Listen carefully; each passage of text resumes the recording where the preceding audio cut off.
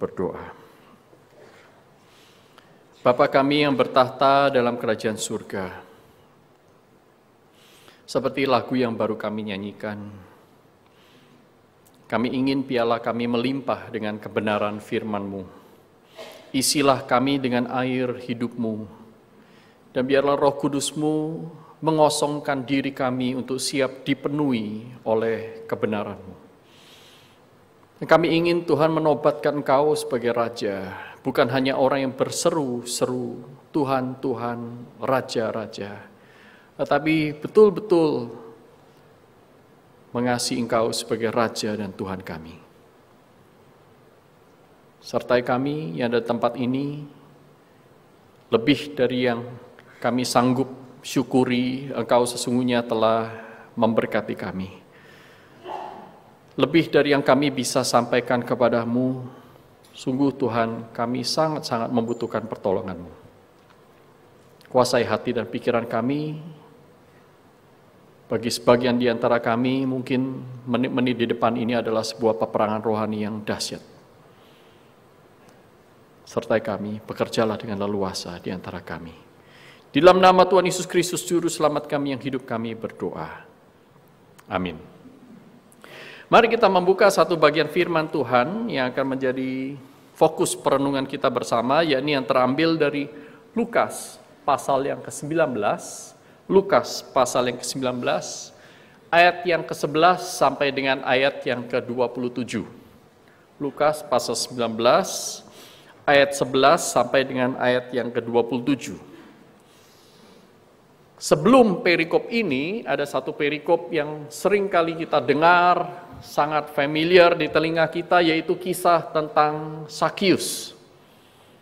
Yaitu ketika Tuhan Yesus masuk ke kota Yeriko dan berjalan terus melintasi kota itu, di sana ada seorang pemungut cukai bernama Sakius yang ingin melihat, menjumpai Tuhan Yesus, tetapi dia terhalang karena tubuhnya sangat pendek. Saudara masih ingat cerita itu? Sehingga dia harus lari, melewati kerumunan orang itu, berlari ke depan, berusaha karena dia tahu mungkin ini satu-satunya kesempatan dia untuk berjumpa dengan Yesus. Dan dia naik ke pohon. Dan kemudian ketika Tuhan Yesus melihat dia di atas pohon, dan dia berkata, Lazarus. Saudara masih ingat kisah itu? Turun, itu bukan tempatmu, itu tempatnya Sakius. Nah, kemudian dia berkata, Sakius, hari ini juga aku harus menumpang ke rumahmu. Wah, Sakius bersukacita, digerakkan oleh Roh Kudus. Dia bukan hanya membuka pintu rumahnya, dia membuka pintu hatinya. Dan dia berkata, saudaraku, tidak cukup pintu rumah, pintu hati, pintu dompetnya dibuka, saudaraku. Dan dia berkata, Tuhan, 50% dari semua yang kumiliki, Engkau tahu aku punya berapa. 50% kuberikan kepada orang miskin, kepada orang yang pernah aku rugikan, selama aku menjadi pemungut cukai, selama aku menjadi penjahat bagi bangsaku, selama aku menjadi pengkhianat bagi orang-orang sekaumku. Kalau aku pernah merugikan mereka, aku bayar 3 kali lipat. Aku tidak mau menjadi benalu bagi masyarakat. Aku mau menjadi berkat bagi mereka. Suruh aku lihat, perubahan dahsyat terjadi ketika seseorang membuka pintu hatinya untuk mempertuhankan Yesus. Uang menjadi tidak berarti lagi. Dan kemudian setelah itu apa yang Tuhan Yesus katakan? Tuhan Yesus katakan, hari ini telah terjadi keselamatan di rumah ini. Karena orang ini pun adalah anak Abraham, orang beriman. Sebab anak manusia datang untuk mencari dan menyelamatkan yang hilang. Nah, kemudian ayat 11 berkata, untuk mereka yang mendengarkan dia di situ. Yaitu orang-orang yang masih berpikir bahwa keselamatan itu adalah datangnya raja secara fisik. Nah, mungkin Yesus itu raja, mereka masih bertanya-tanya, mereka tidak percaya kepada pemberitaan firman dari Tuhan Yesus sendiri. Mereka menafsirkan firman dari kemauan, kehendak, dan cara berpikir mereka yang penuh dengan dosa.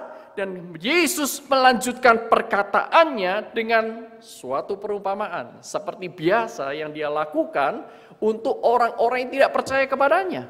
Tuhan Yesus berkata kepada orang-orang yang tidak beriman hanya dengan perumpamaan. Saudara bacalah seluruh kitab Injil. Perumpamaan diberikan supaya ketika orang mendengar, dia tidak mengerti. Ketika mereka melihat, mereka tidak mendengar. Tetapi kali ini, perumpamaan ini khusus. Karena perumpamaan ini begitu jelas, sehingga musuh-musuhnya pun tahu apa yang Yesus maksudkan, dan mereka marah. Perumpamaan seperti apa?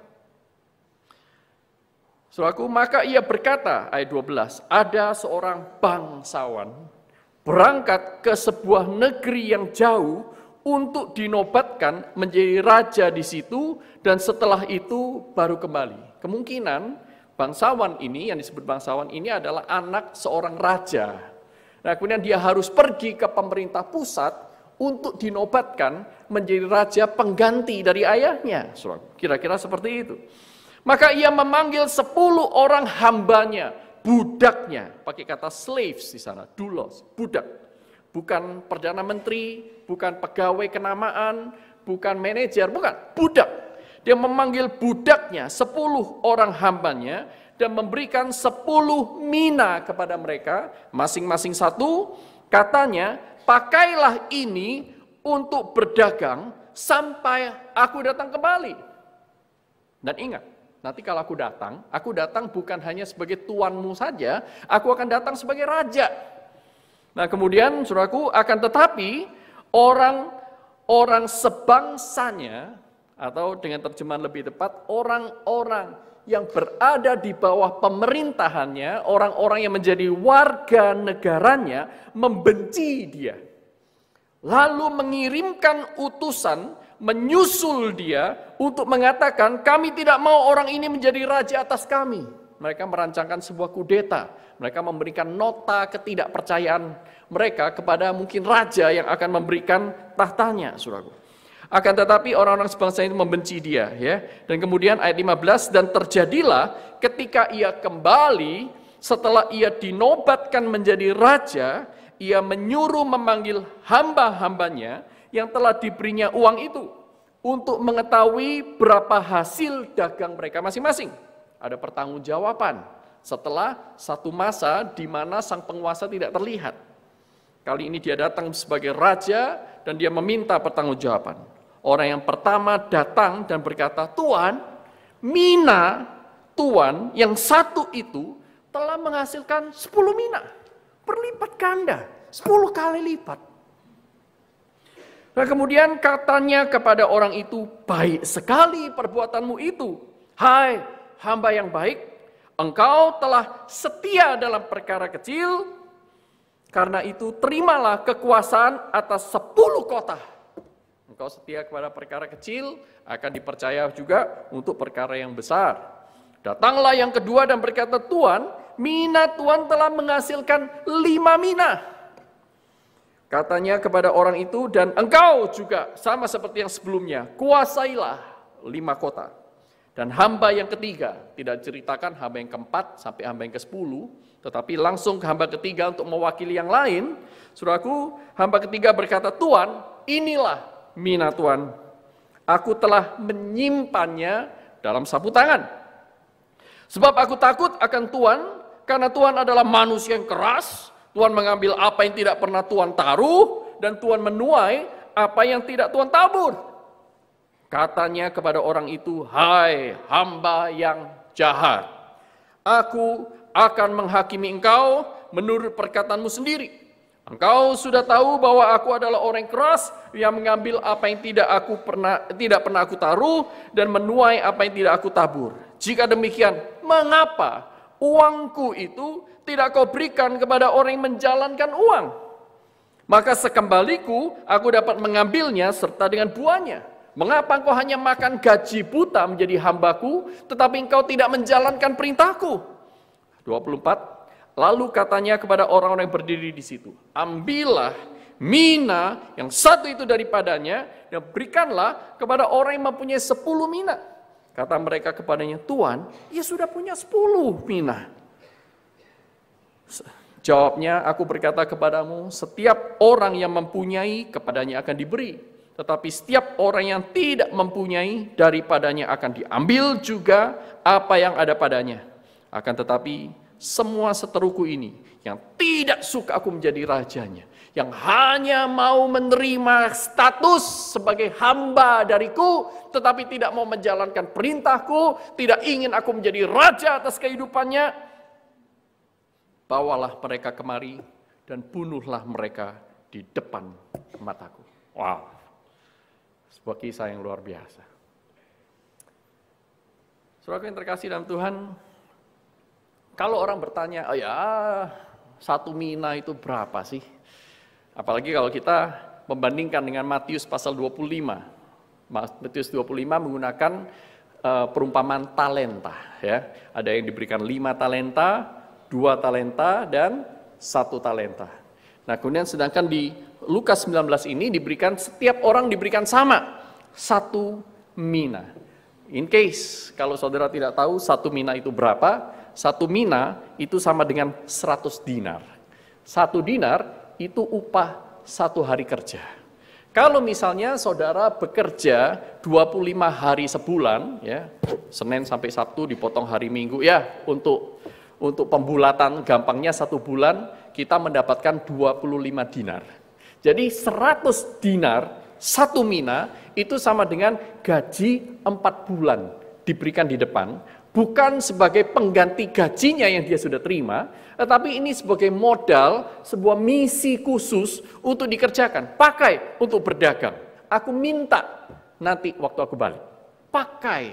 Pakailah untuk berdagang. Karena ini adalah milikku, kamu adalah hambaku, engkau tidak punya hak atas keuntungan apa-apa, pakai. Dan ini menjadi masa pengujian bagi sang bangsawan. Saya pikir ini bangsawan ini juga adalah bangsawan yang cerdas. Dia tahu tidak semua orang menyukai dia, tidak semua orang ingin menjadikan dia raja atas hidup mereka, memerintah hidup mereka secara total. Maka sebelum dia pergi, dia menguji hamba-hamba tersebut. Mungkin bukan hanya 10, bisa dilanjutkan beribu-ribu, berjuta-juta. Tapi karena perumpamaan supaya mudah, maka diberikan angka 10. Artinya sebenarnya 10 itu adalah angka genap. Semua orang akan diuji. Ingat, ini sebuah perumpamaan. Nah, kemudian akan diuji apa? Siapa sebenarnya hamba yang akan memerintah bersama-sama dengan aku, dan siapakah hamba menyebut dirinya hamba Tuhan, memanggil Yesus sebagai Tuhan, tetapi nanti waktu Yesus datang sebagai Raja, mereka seluruh hidupnya, selama Yesus itu naik ke surga, sebelum dia pulang datang kembali ke dunia untuk menghakimi, mereka tidak mempertuhankan Yesus. Maka diberikan sebuah tugas, sebuah misi untuk menguji mana emas dan mana yang palsu. Nah, saudaraku yang terkasih dalam Tuhan, bagian ini memperkuat bagian lain di dalam Alkitab. Alkitab berkata, Roma 10 ayat 12-13, dikatakan semua orang yang berseru kepada nama Tuhan akan diselamatkan. Tetapi Alkitab juga mempunyai banyak sekali ayat Alkitab yang harus kita pertimbangkan bersama dengan Roma 10 ayat 12 dan 13 ini. Berseru yang seperti apa? Apakah hanya menyebutkan Yesus Tuhan maka langsung selamat masuk surga? Ternyata Alkitab tidak berkata demikian. Tuhan Yesus berkata berulang kali, Matius 7 ayat 21 misalnya. Bukan setiap orang yang berseru kepadaku Tuhan, Tuhan akan masuk di dalam kerajaan surga. Tetapi hanya mereka yang melakukan kehendak Bapakku yang di surga. Lukas 6 ayat 46 yang adalah paralel dari Matius pasal 7 berkata, mengapa kamu berseru kepadaku Tuhan, Tuhan, padahal kamu tidak melakukan apa yang aku katakan. Jadi saudaraku, ternyata Tuhan Yesus tahu bahwa di antara banyak orang yang mengikut dia dan menyebut dia Tuhan, sebenarnya lebih banyak orang yang ingin memanipulasi dia, menggunakan Yesus untuk memenuhi agenda rencananya, nafsu duniawinya, ketimbang orang yang betul-betul ingin mempertuhankan Yesus. Tuhan Yesus tahu. Dan dia tidak perlu kesaksian manusia untuk tahu siapa hambanya yang sejati dan siapa hambanya yang palsu. Dan di dalam perumpamaan Lukas 19 ini kita melihat paling tidak ada 2 ciri khas dari hamba yang sejati. Hamba yang sejati mempunyai 2 karakteristik ini yang tidak mungkin dimiliki oleh hamba yang palsu. Karakteristik apakah itu? Yang pertama, saudaraku, bahwa sekalipun 2 macam hamba ini sama-sama mendengar perintah Sang Tuhan, sama-sama mendengar firman Sang Tuhan, tetapi hamba yang baik, hamba yang setia, ini bukan hanya mendengar, tetapi lewat pendengaran akan firman itu, mereka mengenal isi hati Sang Tuhan. Mereka percaya kepada Sang Tuhan. Saudara perhatikan, dalam ayat 12, saya ingin memberikan sedikit gambaran kepada saudara. Pertama, saudaraku, kata bangsawan. Terjemahan dalam Indonesia bangsawan. Bahasa aslinya itu menggunakan kata eugenes. Kalau saudara punya teman, anak, sepupu, keponakan yang bernama Eugene, ya, Eugene, Eugene, ya. Mungkin ada yang punya cucu juga, ya. Nah, Eugene itu berasal dari kata Yunani yang sama, eugenes. Eu itu artinya baik. Genes itu, saudara mengenal kata gen, ya, gen sel identitas kita, ya, yang membedakan kita dari yang lain, gen, ya. Eugenes berarti ini gen yang baik, keturunan yang baik, keturunan atau seseorang yang pada dasarnya adalah orang baik. Nah, bisa dikatakan di sini dia diterjemahkan oleh bahasa Indonesia sebagai orang bangsawan, of noble birth. Orang yang lahir mulia, orang yang terlahir mulia. Nah, saudara, dikatakan di sini orang ini adalah orang yang mulia, orang yang baik, eugenes. Dia adalah sejak awalnya dia orang yang baik. Dan kemudian apa yang dikatakan Sang Tuhan kepada hamba yang baik? Dikatakan baik sekali perbuatanmu. Baik sekali itu menggunakan kata yang sama persis, yaitu eu. Kamu adalah eu, baik sekali perbuatanmu. Jadi saudaraku, hamba yang baik ini adalah hamba yang mempunyai keselarasan hati dengan Sang Tuhan. Hamba ini menyelaraskan agendanya kepada agenda Sang Tuhan. Sehingga Sang Tuhan berkata bahwa aku adalah baik, aku adalah sumber kebaikan, dan aku menyebutmu baik karena engkau berada di jalanku. Saudaraku, tidak semua orang mendengar firman Tuhan mempunyai sikap hati yang berjalan di jalan Tuhan. Tidak semua. Ketika Tuhan Yesus menegur orang-orang di pendengar khotbahnya di bukit, dalam Matius pasal 7, Tuhan Yesus berkata, bukan semua orang berseru kepadaku, Tuhan, Tuhan, akan masuk dalam kerajaan surga, tetapi hanya mereka yang melakukan kehendak Bapakku. Bukan hanya sekadar rohani, bukan hanya sekadar datang ke gereja, bukan hanya melakukan tindak tanduk agamawi belaka, ikut puasa, ikut doa, bukan. Tetapi orang yang betul-betul mengenal isi hati Tuhan, melakukan kehendak Bapa di surga. Lalu Tuhan Yesus memperjelas poin ini dengan berkata, bukankah kami memberitakan Injil demi namamu? Bukankah kami mengusir setan demi namamu? Bukankah kami menyembuhkan orang demi namamu? Bukankah kami melakukan mujizat ini demi namamu? Tetapi Tuhan Yesus katakan, aku tidak mengenal engkau. Enyahlah engkau sekalian pembuat kejahatan. Luar biasa. Ini orang yang sangat rohani, bisa melakukan mujizat, tetapi Tuhan Yesus berkata, engkau pembuat kejahatan, karena engkau tidak melakukan agendaku, aku tidak mengenal engkau. Artinya apa? Aku tidak mempunyai hubungan yang karib denganmu. Engkau hanya sekadar aktif-aktif saja. Engkau ke gereja tetapi engkau tidak mencari isi hatiku. Engkau memberi persembahan tetapi bukan dari hati yang betul-betul ingin berbagian dalam pekerjaan Tuhan. Engkau memberikan suaramu tetapi hatimu kosong. Seperti yang dikatakan dalam Yesaya, bangsa ini datang mendekat tetapi hatinya menjauh.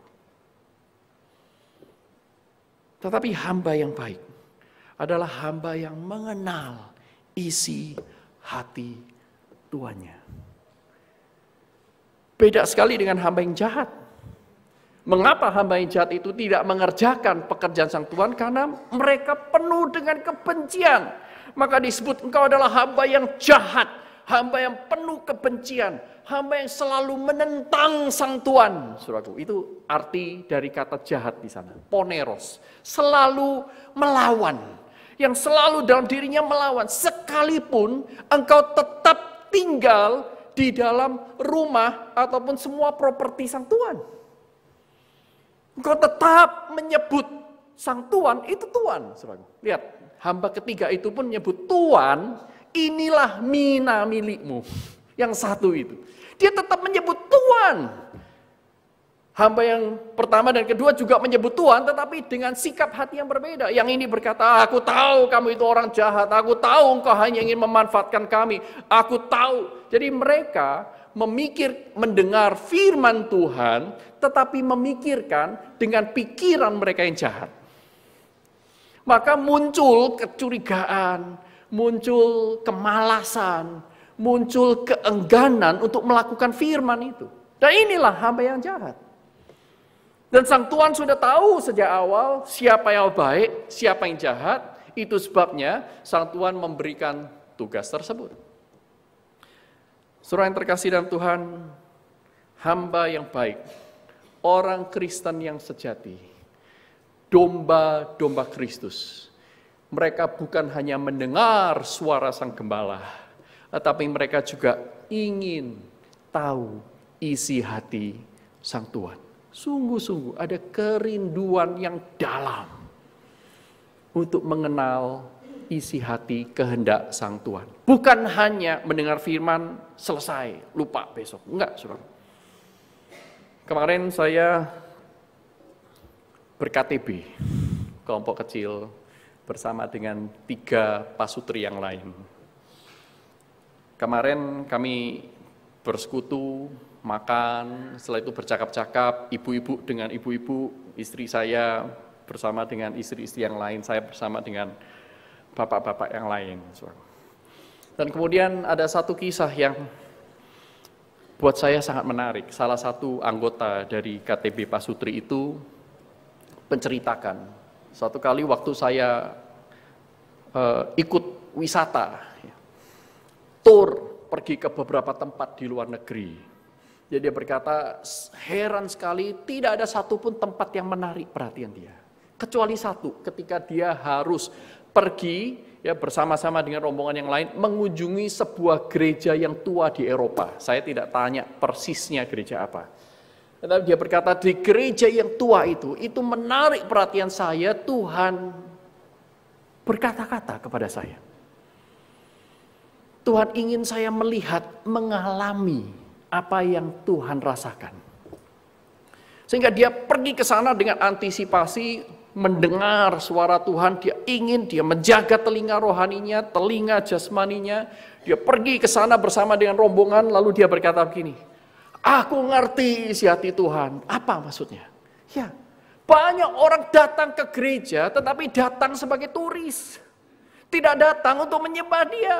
Di sana gereja itu megah sekali, luar biasa, arsitektur seninya tingkat yang paling tinggi, sangat indah. Tetapi untuk beribadah hanya ada satu tempat. Karena orangnya sudah semakin sedikit yang betul-betul datang untuk menyembah Tuhan. Sehingga dari mulut rekan saya ini dia berkata, saya merasakan betapa hati Tuhan itu kesepian kalau ada di gedung gereja. Banyak orang tidak datang untuk bercakap-cakap dengan dia. Banyak orang tidak datang untuk mendengar apa yang menjadi curahan hati dia. Banyak orang datang tidak menyediakan diri untuk mendengar curhatnya Tuhan. Tapi banyak orang datang hanya untuk mencari apa yang mereka inginkan. Banyak orang datang menaikkan doa pun doa-doa yang lama, yang begitu-begitu saja. Banyak orang datang tidak mencari Tuhan. Banyak orang datang hanya menjadi turis. Waduh, saudaraku. Saya melihat ini loh, hati hamba yang sejati. Dia mencari isi hati Tuhan. Mencari isi hati Tuhan. Kalau saudara berdoa, apa yang saudara doakan? Sebelum saya mempelajari kebenaran ini, beberapa waktu yang lalu, saya masih berdoa dengan doa yang keliru. Saya seringkali berdoa itu, Tuhan berkati kelas saya hari ini, Tuhan berkati keluarga saya hari ini, Tuhan berkati perjalanan kami ke sana, Tuhan berkati apa yang saya mau kerjakan. Tapi bukankah orang-orang yang tidak mengenal Tuhan juga berdoa hal yang sama? Apa bedanya kita dengan mereka? Betul nggak, saudaraku? Ketika kita berdoa, Tuhan berkati ya, sembuhkan dia, tambahkan dia. Saudaraku, sebenarnya kita ingin Tuhan nurut sama kita, bukan kita nurut sama Tuhan, bukan? Dalam hati kecil kita yang terdalam, ayo ngaku, masa cuma saya? Kita kepingin kita menjadi Tuhannya Tuhan.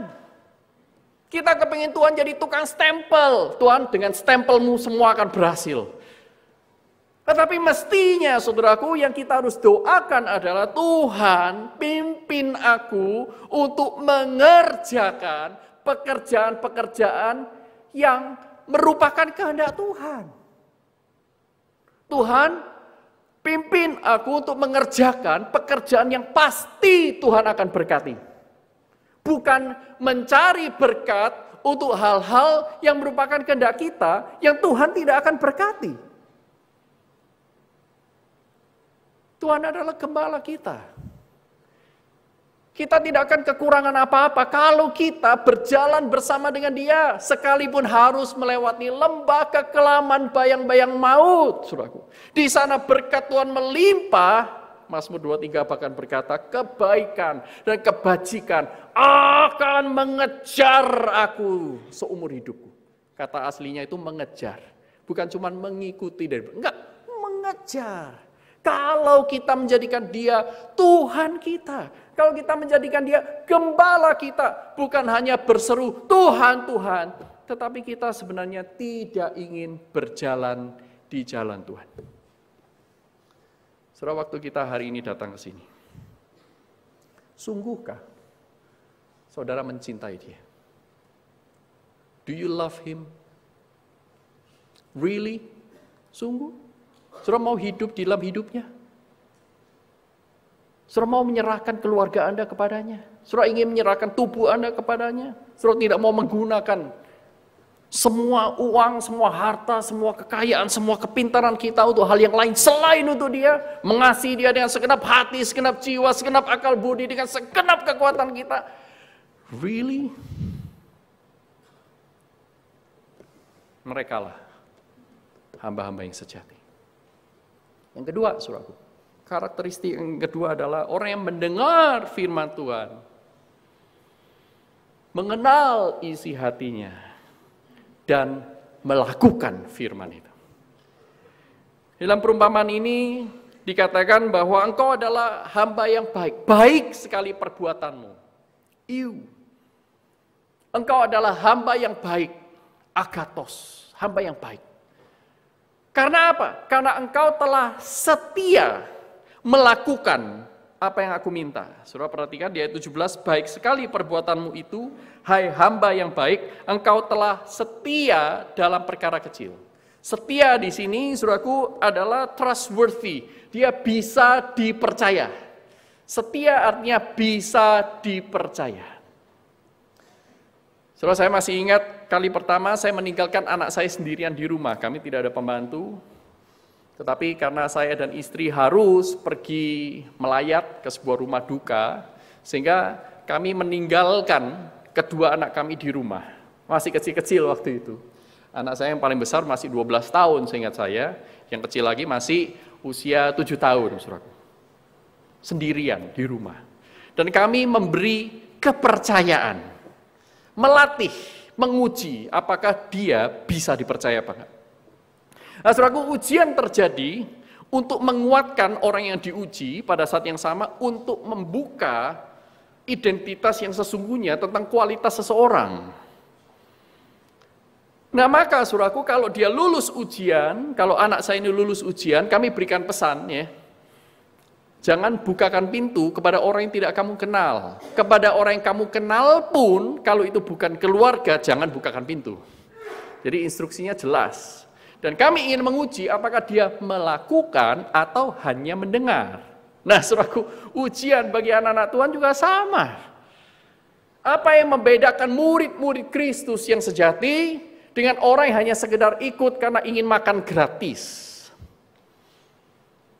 Dalam Yohanes pasal 6, kalau saudara baca seluruh pasal itu, saudara akan menemukan murid-murid yang tidak sejati, orang yang ikut-ikutan.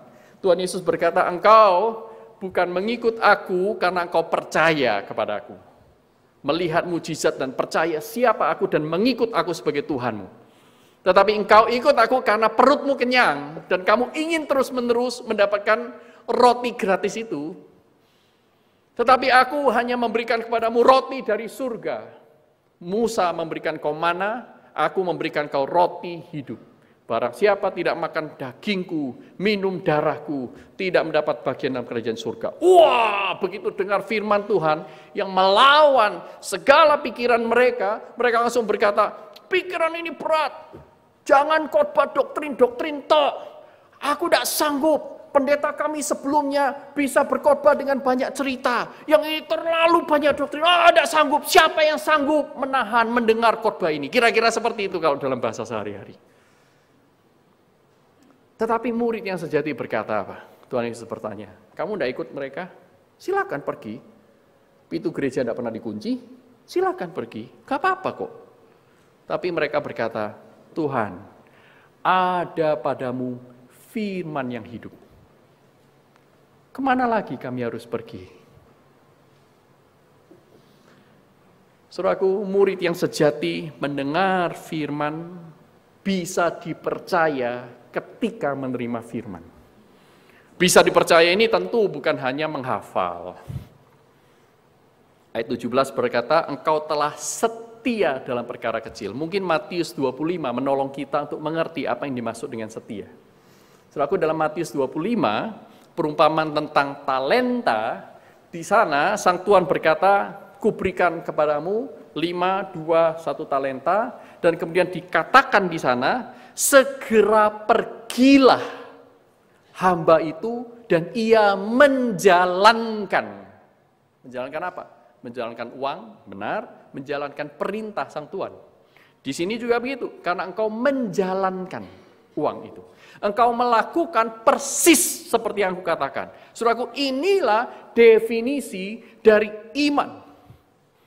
Iman tanpa perbuatan adalah kosong, mati, sia-sia, tidak memiliki substansi, bukan apa-apa, tidak membawa perubahan. Tetapi iman yang sejati ketika mendengar firman menghasilkan perbuatan-perbuatan sesuai firman. Itulah sebabnya dalam Kejadian pasal 12 ayat yang keempat, catatan pertama tentang iman Abraham, Alkitab berkata, Tuhan berfirman kepada Abraham, pergilah dari tanah sanak saudaramu ini ke negeri yang akan kutunjukkan kepadamu. Kemudian ayat selanjutnya, ayat yang keempat berkata, lalu pergilah Abraham seperti yang difirmankan Tuhan. Nah, ini orang beriman. Mendengar firman, lalu pergilah Abraham dan melakukan seperti yang difirmankan Tuhan. Dalam Elia, saudara melihat kasus yang sama. 1 Raja-Raja 17 ayat yang kelima. Ayat-ayat sebelumnya, Tuhan berkata, Elia, pergilah, katakan kepada Ahab nubuatku ini. Kemudian pergilah ke sungai Kerit, lakukan ini, lakukan ini. Dan kemudian pasal 17 ayat yang kelima, 1 Raja-Raja dikatakan, lalu Elia pergi dan melakukan seperti firman Tuhan. Inilah yang dikatakan Tuhan Yesus, orang yang mendengar dan melakukan firman-Ku. Seperti dikatakan dalam Matius pasal 7, saudaraku 27-30, orang yang put into practice what he or she has heard. Orang yang melakukan dalam hidup sehari-hari apa yang didengar dari pengajaranku, mereka adalah seperti orang yang menggali dalam-dalam, menanam fondasi, membangun rumah di atas batu karang. Tetapi orang yang hanya mendengar dan tidak melakukan adalah orang yang juga membangun rumah, tetapi di atas pasir. Dari luar kelihatan sama. Sampai pengujian itu datang, baru semuanya terbongkar dan telanjang. Orang yang membangun rumah di atas batu karang, dia akan kokoh sampai selama-lamanya. Sekalipun badai, angin mengamuk luar biasa, pengujian kehidupan ini melalui mereka. Tetapi orang yang hanya mendengar dan membangun rumah di atas pasir. Artinya apa? Orang yang mendengar dan hanya sekadar menjadi orang beragama, bergereja. Yang tidak melakukan firman, orang itu seperti rumah dibangun di atas pasir, ketika pengujian melanda, roboh semuanya, dan dikatakan apa? Kerusakannya dahsyat. Kerusakannya dahsyat. Saudaraku, banyak orang Kristen keliru berpikir. Maaf, saya perlu memberikan banyak koreksi hari ini ya. Orang Kristen berpikir mengikut Kristus itu susah ya. Harganya mahal, harus pikul salib, sangkal diri, dan seterusnya. Kita pikir harganya mahal. Tetapi Alkitab berkata sebaliknya. Tidak mengikut Kristus, harganya lebih mahal. Saudara lihat. Orang yang membangun rumah di atas batu karang memang mahal harganya, dia harus menggali dalam-dalam, dia harus melakukan apa yang orang lain tidak lakukan. Orang lain mungkin mencemooh dia, ngapain susah-susah. Sudahlah, hidup seperti kita saja. Mungkin itu juga dialami oleh Nuh. Ngapain? Bikin kapal di atas gunung, gendeng kamu. Gila kamu. Ngapain? Tidak pernah ada hujan. Apa sih hujan itu? Air jatuh. Ya aku tahu itu cuma air comberan yang jatuh. Tidak pernah ada hujan turun. Ngapain? Nah mungkin saudaraku, orang yang membangun rumah di atas fondasi yang kuat ini akan mengalami celaan. Itu harga yang harus mereka bayar. Mereka harus menyangkal diri mereka untuk tidak mengikuti arus dunia, tetapi mengikuti kehendak Tuhan. Sekalipun harus melawan dunia. Harganya mahal. Kadang-kadang kita akan dicemooh, harga diri kita akan dilukai, kita akan dikeluarkan dari pekerjaan kita karena kita rajin, karena kita membayar harga untuk kejujuran, karena kita tidak mau korupsi. Kita harus menjadi bisnismen yang mungkin tidak sekaya bisnismen yang lain yang menghalalkan segala macam cara. Tetapi kita taat kepada Tuhan. Tetapi saudara perhatikan, berapa harga yang harus dibayar oleh orang yang tidak melakukan firman. Mereka akan merasa aman, rumah mereka sama seperti orang lain. Mereka merasa bahwa aku pasti masuk surga. Tetapi apa yang terjadi? Ketika pengujian datang, terbongkar semuanya. Karena Alkitab berkata tidak ada sesuatu pun yang tersembunyi yang tidak akan dibukakan. Semua motivasi isi hati kita Tuhan akan perlihatkan di depan umum suatu saat nanti. Ketika anak manusia datang di dalam segala kemuliaannya. Nah pada saat itu, uang pun, sebesar apapun uang yang kita miliki, sebanyak apapun properti yang kita sudah kumpulkan, setinggi dan semulia apapun nama baik kita, tidak akan sanggup untuk membeli karcis masuk menuju kerajaan surga. Saudaraku, Tuhan Yesus berkata, seluruh dunia pun, engkau mempunyai seluruh dunia pun, tidak bisa menyelamatkan satu nyawa kamu. Saudara masih ingat bagian itu? Apa gunanya engkau mengumpulkan seluruh dunia tapi engkau kehilangan nyawa? Dan apa yang engkau bisa berikan untuk menggantikan satu nyawamu? Tidak ada. Selain iman dan setia kepada Tuhan sampai akhir. Saudaraku, kesetiaan ini bukan sekadar beraktivitas. Hamba yang jahat juga beraktivitas. Mereka tetap melakukan tugas sehari-hari, hanya saja mereka tidak melakukan kehendak Sang Tuhan. Mereka tetap dianggap orang yang terpandang. Mereka tetap makan, tetap minum, tetap bekerja, bersih-bersih kalau itu memang bagian dia. Cuman dia tidak mengerjakan misi Sang Tuhan. Nah, saudaraku, kelemahan gereja saat ini adalah gereja sangat-sangat minim melatih jemaatnya untuk melakukan firman Tuhan. berapa banyak budget kita, berapa puluh persen dari budget tahunan kita, itu hanya menjadikan jemaat menjadi penonton dan penikmat acara. Dan berapa puluh persen yang kita keluarkan sepanjang tahun, tenaga usaha kita, yang kita pakai untuk melatih orang melakukan firman Tuhan setiap hari. Melatih. Seperti Tuhan Yesus melatih para muridnya setiap hari, maka orang-orang Kristen yang lebih dewasa mestinya melatih orang-orang Kristen yang lain setiap hari, memberitakan Injil, memuridkan segala bangsa. Inilah inti dari pemuritan, menolong orang lain menjadi pengikut Kristus yang sejati, bukan menjadi pengunjung gereja yang baik. Karena Kristus tidak mati hanya supaya saudara dan saya menjadi penyumbang gereja yang setia. Bukan. Kristus tidak butuh uang kita semua. Kristus tidak mencucurkan darahnya supaya saudara dan saya menjadi orang yang di KTP ditulis Kristen. Oh, aku Kristen loh. Kristus mati loh buat aku. Bukan itu. Kristus mati, mencurahkan darahnya, mengutus Roh Kudusnya untuk mengubah kehidupan kita. Dengan apa? Dengan firman, dengan ketaatan, dengan kesetiaan. Saudara bayangkan, kalau suatu saat Tuhan berkata, mari, ikutlah aku. Dan kita berkata, Tuhan, ya ikut Tuhan bolehlah ya.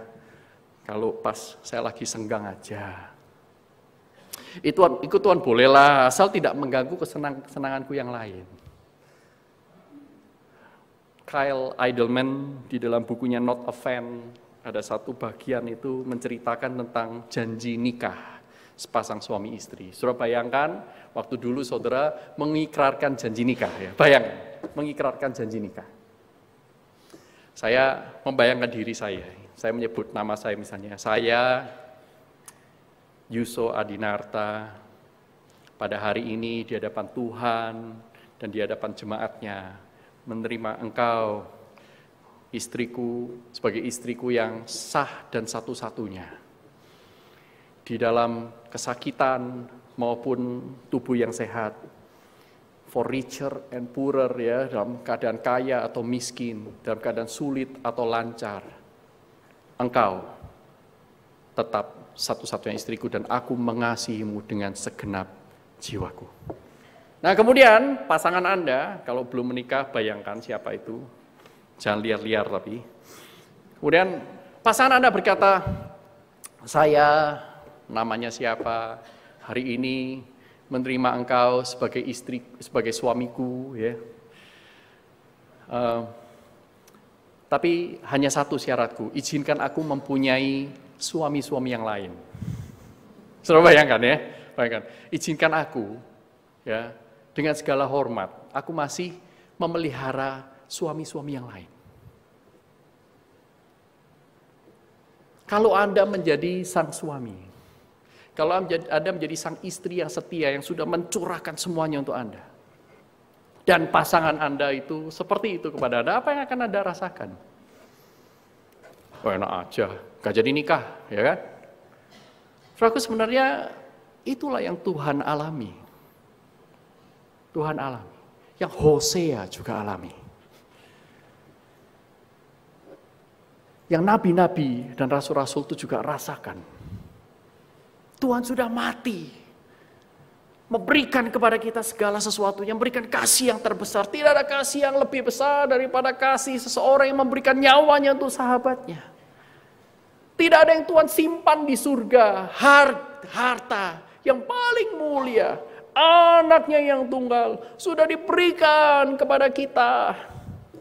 Dan kita bilang, ya puji Tuhan, saya bisa menyebut dia Tuhan. Tapi lalu kita memperhambakan kepada tuan-tuan kecil yang lain. Mungkin itu nafsu kita, mungkin itu uang, mungkin itu masa lalu kita, mungkin harga diri kita.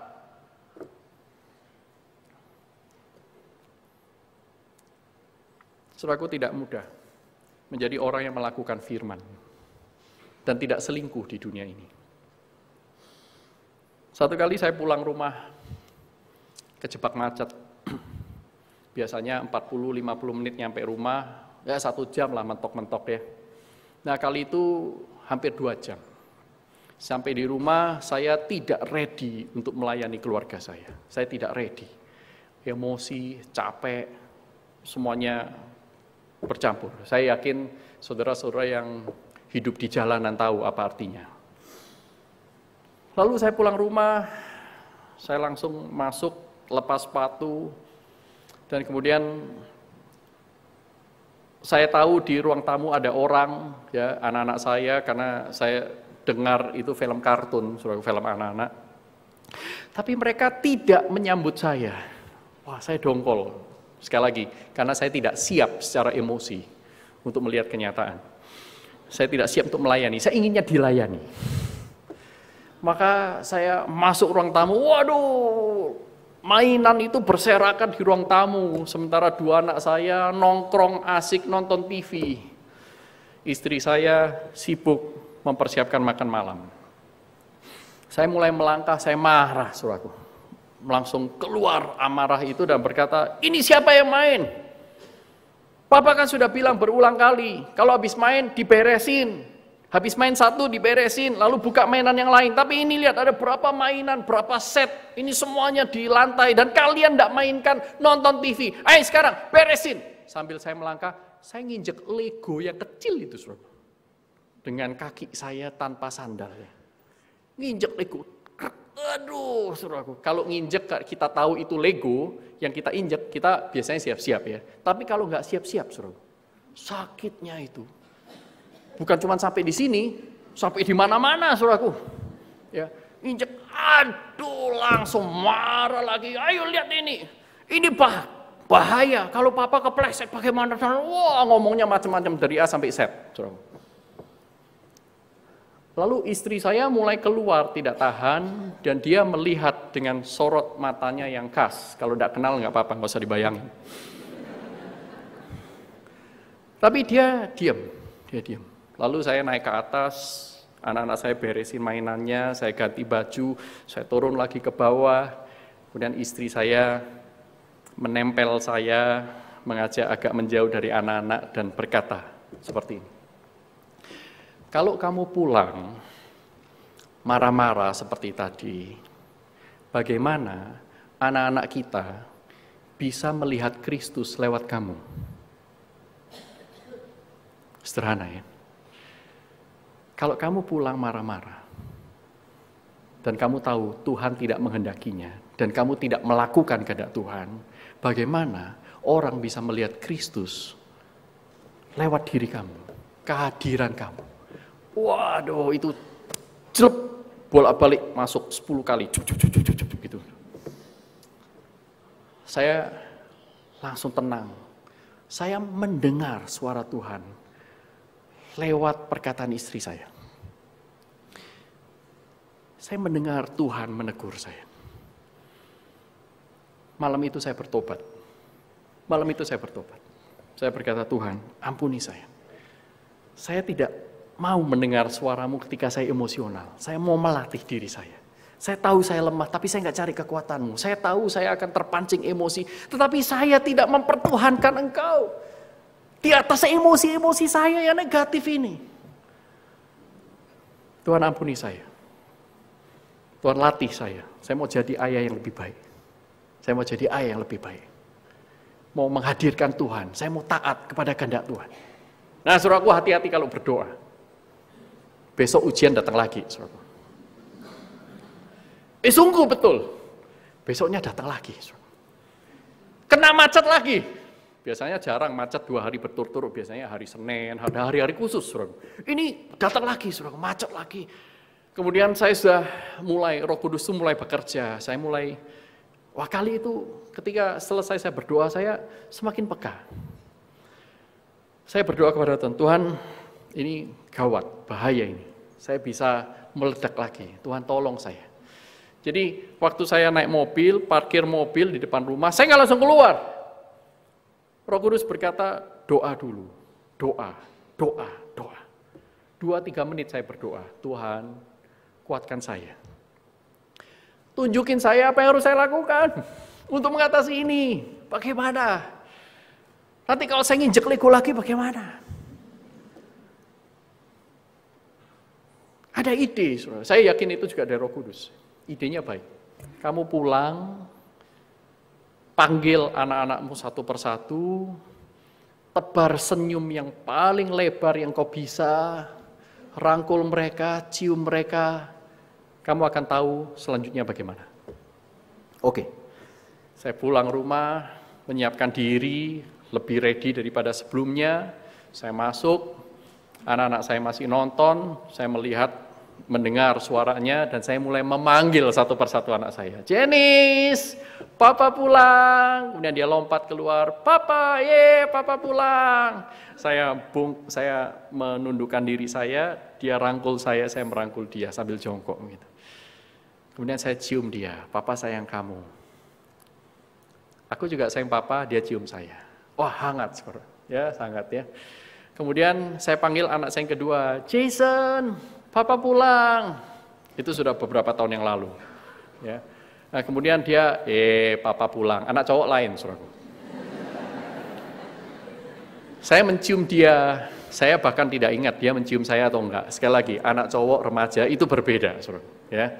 Mereka berbeda, dia juga merangkul saya. Dan kemudian saya masuk rumah dengan perasaan lebih tenang, lebih nyaman. Dan kemudian saya masuk ke dapur, menyapa istri saya merangkul dia dari belakang, aku pulang, saya mencium dia. Jangan tanya berikutnya. Hari itu menjadi hari yang indah. Karena saya belajar, apa artinya menjadi pengikut Kristus di rumah tangga. Apa artinya bukan hanya menjadi pendengar firman, tetapi melakukan firman, mengasihi keluarga, bergantung kepada Tuhan, sabar, kasih, mengampuni. Saya berusaha melakukannya dan hidup kita berubah. Hidup saya berubah. Saya yakin Tuhan akan mengubah hidup Anda ketika Anda melakukan firman, bukan berhenti pada mendengar firman.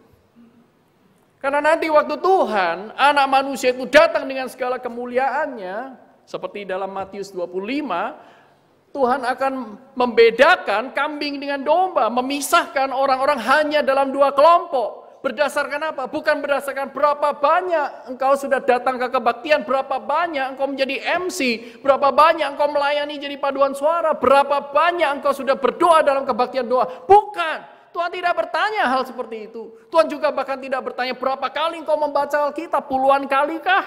Tidak. Tuhan tidak bertanya berapa banyak ayat Alkitab yang kau hafal. Enggak.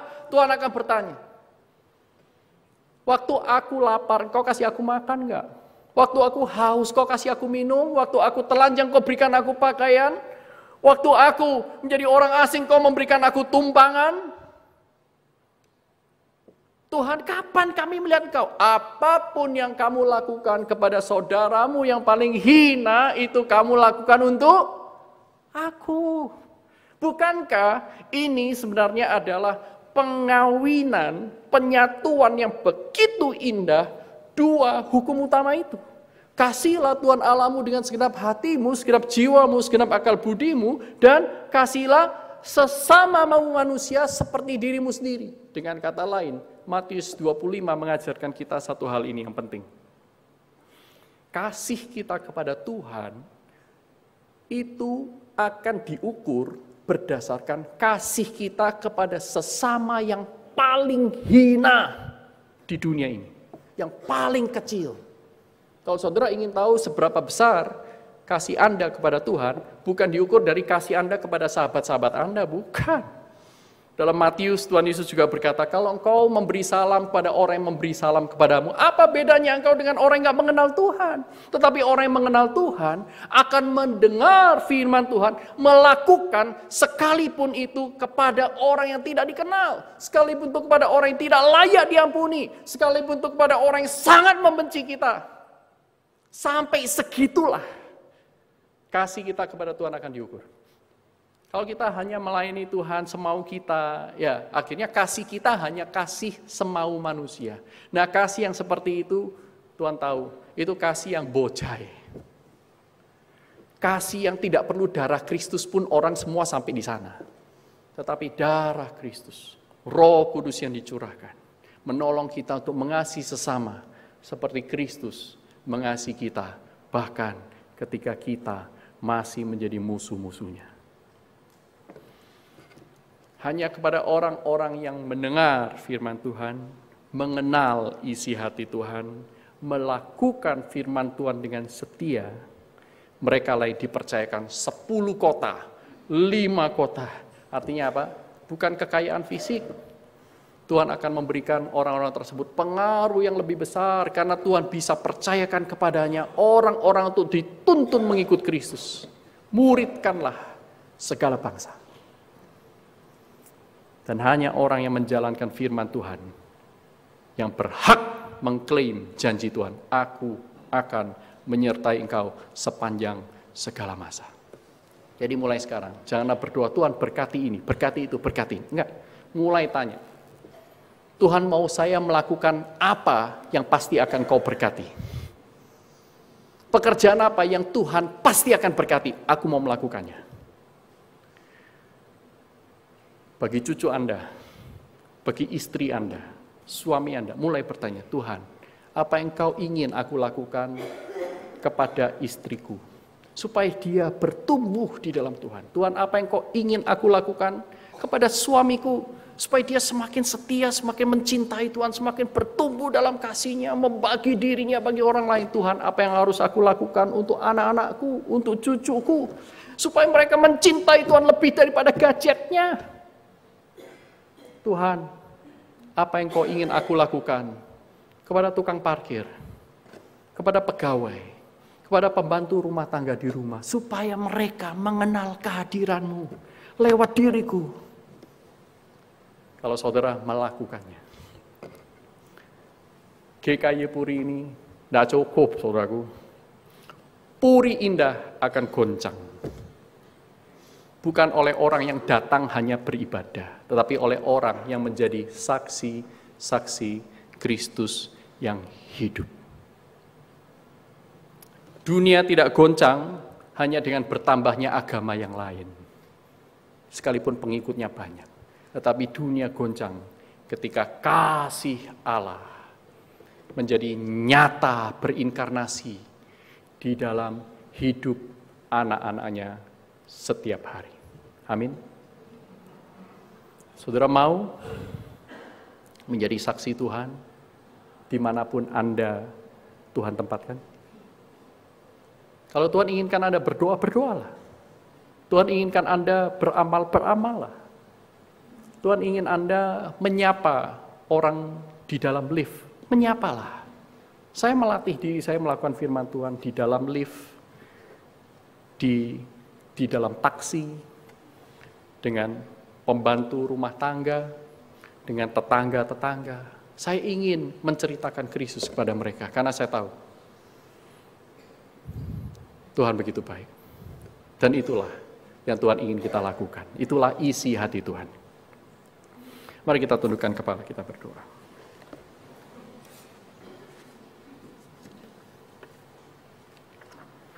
Hamba yang baik dan setialah yang akan dipakai Tuhan. Dipercayakan oleh Tuhan berkat-berkat yang lebih besar. Hal-hal yang lebih indah kita akan alami kalau kita hidup bersama dengannya. Maukah hari ini ketika engkau mendengarkan suaranya, engkau meninggalkan jalamu dan mengikut dia, meninggalkan kehidupan lamamu dan betul-betul memberikan dirimu kepadanya. Tuhan memanggil kita untuk menjadi bintang-bintang yang bercahaya di tengah kegelapan dunia, menjadi generasi angkatan yang tidak beraib, memberitakan Injil.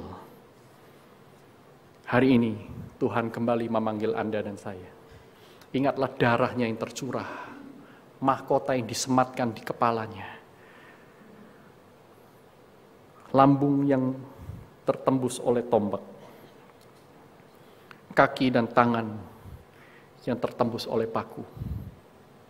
Dia berikan semuanya, supaya saudara dan saya tidak ragu lagi akan kasih-Nya, dan bersedia apapun harganya menjadi pelaku-pelaku firman yang setia. Berdoalah. Tuhan, inilah kami. Terima kasih karena Engkau, Gembala kami yang agung, sekali lagi bersuara kepada kami. Domba-dombamu mendengar suaramu, mengenal suaramu, mengenal arti dari suaramu, dan mereka mengikut Engkau. Kami pun mau mengikut Engkau sebagai domba-dombamu. Latih, bimbing kami menjadi hamba-hamba yang baik dan setia. Sehingga tatkala suatu saat Tuhan nanti datang dalam segala kemuliaan, maka kami Engkau dapati hamba yang baik dan setia. Tolong kami menjadi pelaku firman mulai hari ini, melakukan perubahan-perubahan bersama dengan kuasa Roh Kudus-Mu, sehingga banyak orang sekitar kami mereka merasakan kehadiran Tuhan. Di dalam nama Tuhan Yesus Kristus kami berdoa. Amin. Tuhan memberkati kita semua.